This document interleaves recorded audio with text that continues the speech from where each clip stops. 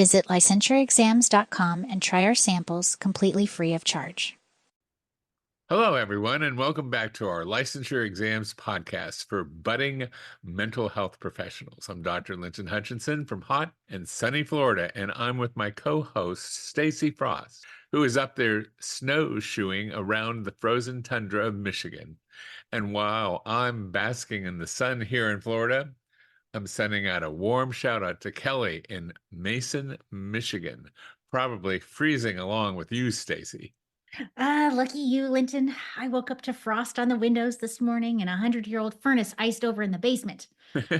While you're sipping on your cool and refreshing celery juice down there, I'm perfecting my skills, thawing out from being a human popsicle. Right. Thank goodness for space heaters and hot apple cider. Are you sure that apple cider in that suspicious, oversized coffee mug you seem to be enjoying so much? Why, yes, Linton, as long as I'm not slurring my words, let's just assume it's apple cider. Okay. Well, today we are going to explore the world of group therapy, specifically Irvin Yalom's theory of group development. That's right. You need to know about more than just individual therapy for your exam. You also will be tested on other therapy modalities, including group, couples, and family therapy.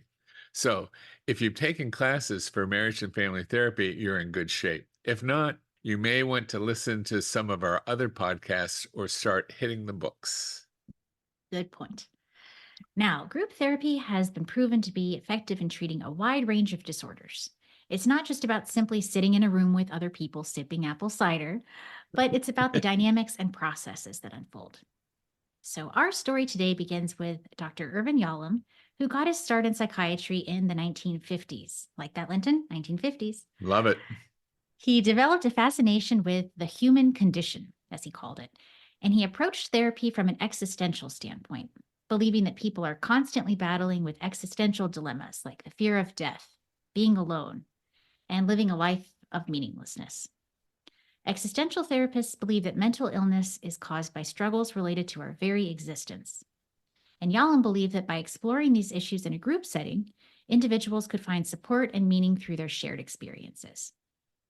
Now, we take it for granted, but back in the day, you remember, Linton, those old school approaches to therapy, don't you? Right. The only kind of therapy was individual therapy, and the thought of group therapy was pretty radical. Yalom was one of the first psychiatrists to truly recognize and utilize the power of group dynamics in therapeutic settings. Yeah, he was really a unique individual for that time. And he didn't just write about some stuffy academic material again. And he didn't just write about it in some stuffy academic journal. He actually led group therapy sessions himself and studied the interactions and processes that occurred within them. If the book, The Theory and Practice of Group Psychotherapy, sounds familiar to you, it's probably the text that was used in your master's degree program in counseling. And since you obviously kept your textbooks for your future reference library for your private practice rather than selling them to get some fast cash to go clubbing, you're in good shape. And if not, now's a good time to reinvest in some of those classic textbooks as you study for your exam. And we'll also try to hit the highlights in this episode. Right. So Yalom identified 11 therapeutic factors that engage in group therapy. He believed that the curative factors help to bring about change in each person within the group stacing. Setting. Stacy, want to kick off the first one? Sure thing, Linton.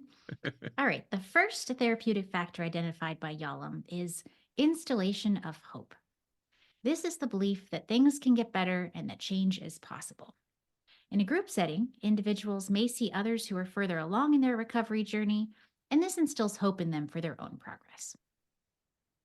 The next factor is the concept of universality.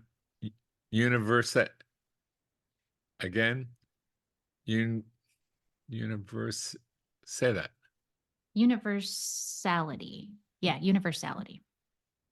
Again, the next factor is the concept of universality. This is the idea that others have similar feelings, problems, and challenges. Recognizing these commonalities can help individuals feel less alone in their struggles. Number 3 is something that Yalom called imparting information. In a group setting, members can share facts, knowledge, and advice with one another based on their own experiences. This exchange of information can lead to greater understanding and growth for all who are involved. And let's not forget factor 4, the power of altruism.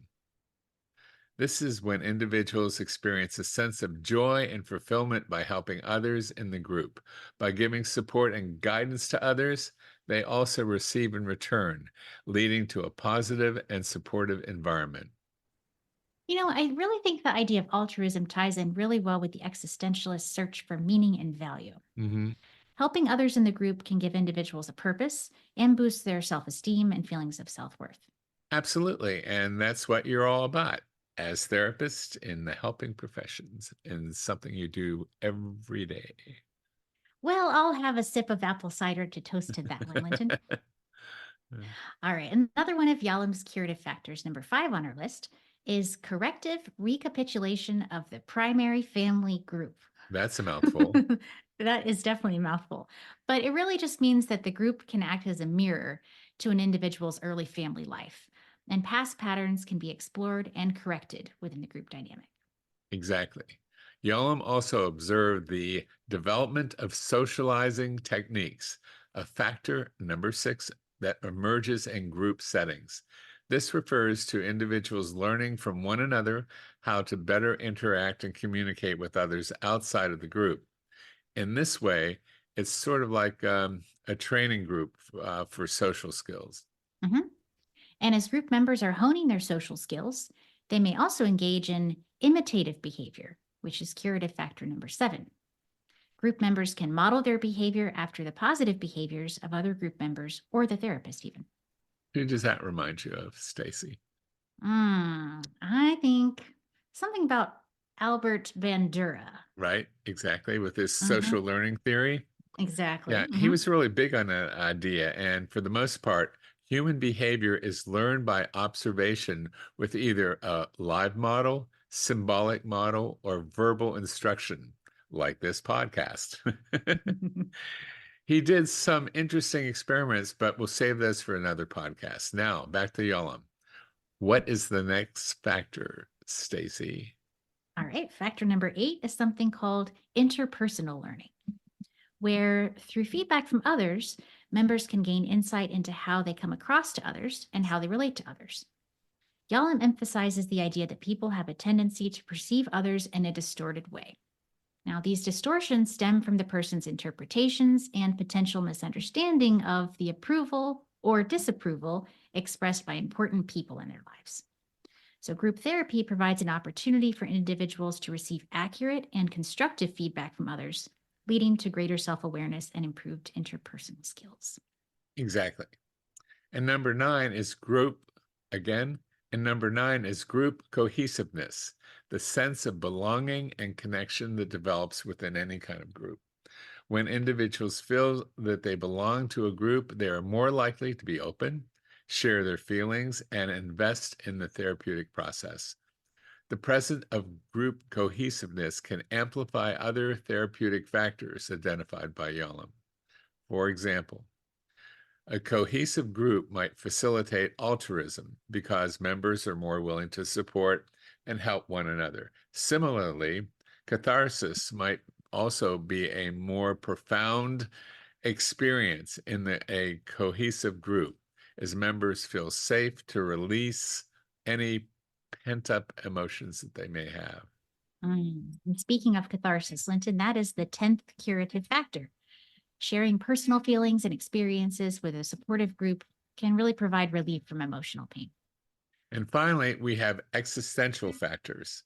The group setting can help individuals confront and understand the reality of their everyday living, that there is going to be pain, death, and sadness.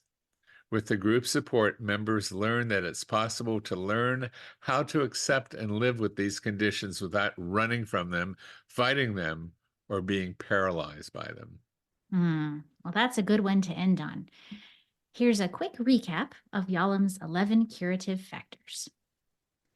Installation of hope, universality, imparting information, altruism, corrective recapitulation of the primary family group, development of socializing techniques, imitative behavior, interpersonal learning, group cohesiveness, catharsis, and existential factors. Quite a bit. Now, are you going to remember all of these therapeutic factors for the exam? Right, sure. Yeah. Probably not. But your takeaway of Yalom's group method should be that people are constantly battling existential dilemmas like the fear of death, being alone, and living a meaningless life. So if in a case study on the exam, if you have a client who's experiencing any of these issues, consider using Yalom's group process as your first choice. Well, thanks everybody for joining us today. Now it's time for me to head over to Publix and get some of that BOGO sushi. And I'm sure you, Stacy, are off to Myers to pick up those delicious Midwestern pickled turkey gizzards. Oh my gosh. I saw those the other day in a jar, and Yeah. I almost just left the store because I lost my appetite. I guess there's no accounting for taste. So until next time, remember, it's in there.